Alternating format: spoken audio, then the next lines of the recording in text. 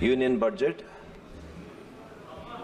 At the beginning, I would like to congratulate Honorable Finance Minister for a record 7th consecutive budget presentation. I really acknowledge our Honorable Prime Minister and all our leaders of the party. More than that, the people of Chikbalapur to have elected me and be able to be present in this august house. Madam, this budget strikes a very fine balance between financial prudence and social welfare. I would like to call this budget as a pragmatic budget. It reflects the Prime Minister's vision for Viksit Bharat, where farmers prosper, poor lead a life of dignity, the middle class get their due for their hard work, and the Indian enterprise get a boost. It ensures that it empowers all sections of society to attain the prosperity. And they have laid down the 9 priority areas, which I would not like to repeat because the other members of the House have already repeatedly mentioned it.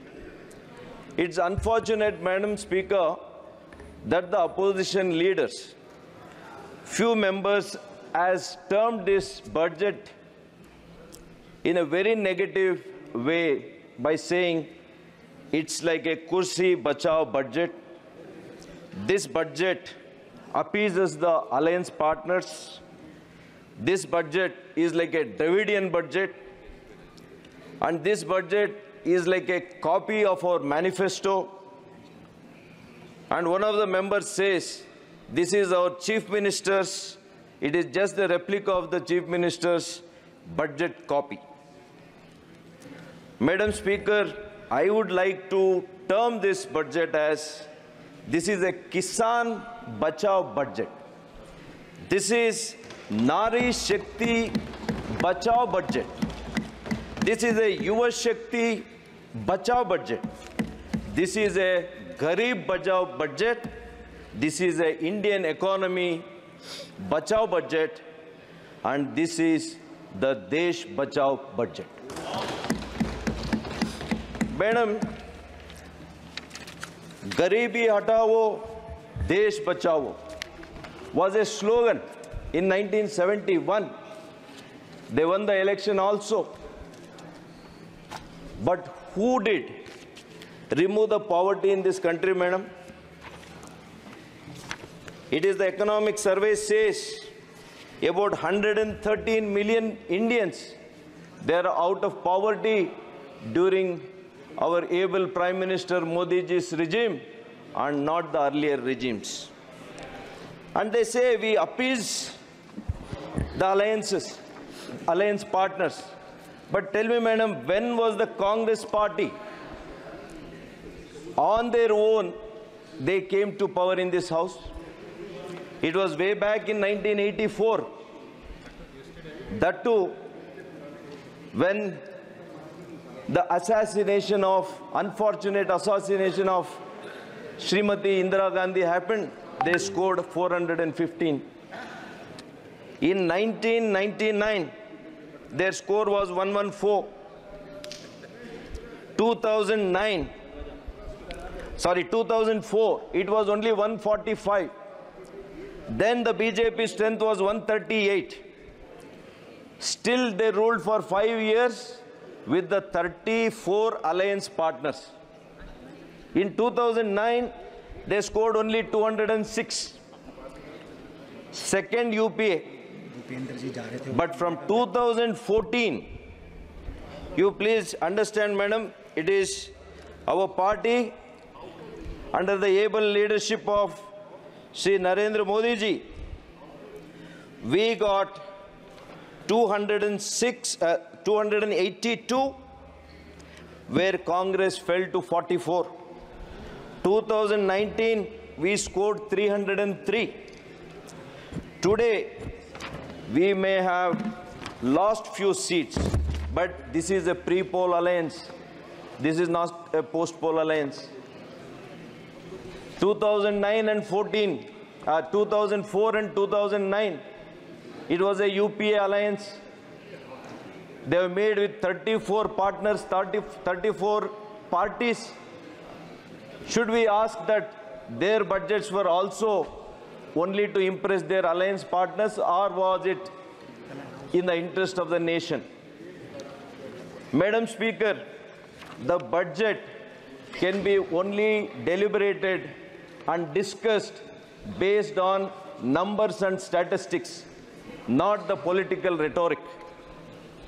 So based on that, when I said the farmers' welfare was the first priority of Modi ji's government, I will come with the facts and figures. The very first file that Prime Minister signed after assuming office for the third term was dedicated to the farmers, including the recently released 17th installment under Kisan Samman Yojana for the 11 crore farmers across the nation have received well over 3.24 lakh crores. This is the commitment towards farmers. Similarly, madam, during UPA's regime, what was the budget for agriculture?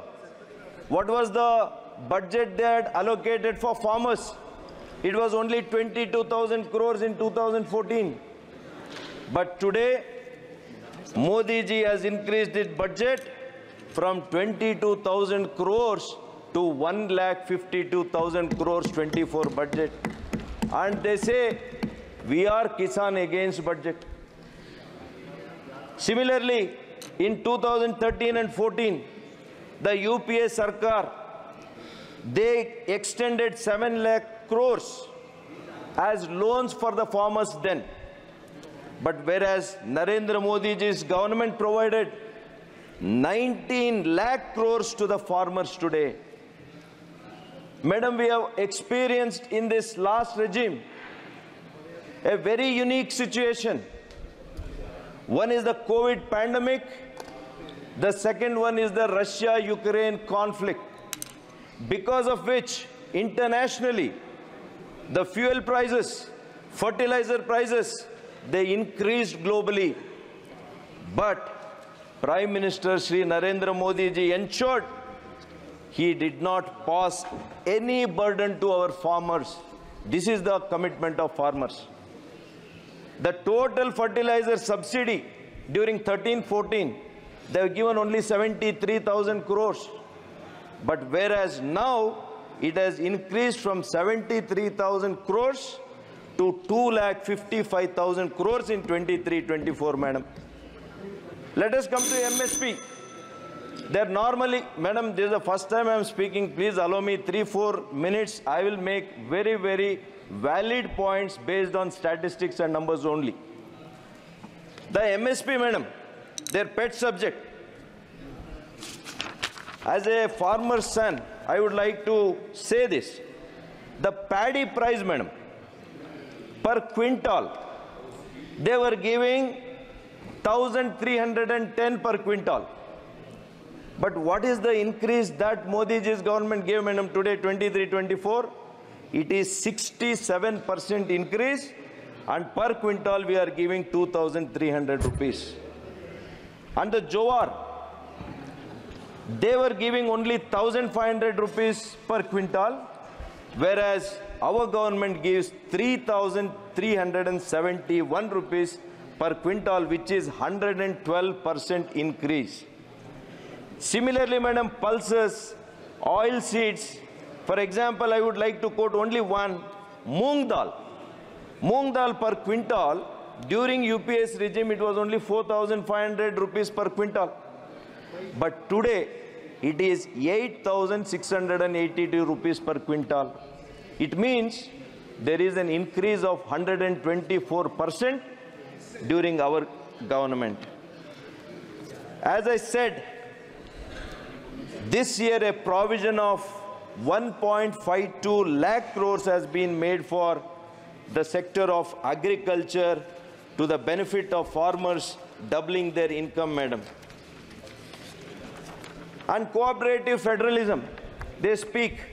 But to say, madam, today the fiscal deficit is reduced, and Finance Minister has already said from 5.5%, the aim is to bring it below 4.5%. So I would like to conclude by saying, I would like to quote Swami Vivekananda's last quote, because, madam, Modi ji's government is for welfare of people. I quote, appreciation or no appreciation, I am born to organize these young men. Nay, hundreds more in every city are ready to join me. And I want to send them rolling like irresistible waves for India, bringing comfort, morality, religion, education to the doors of the meanest and most downtrodden. And this I will do or die. This is exactly what the Modi government will do for youth, madam. Whether you appreciate it or not, we will continue our commitment towards the youth of this country.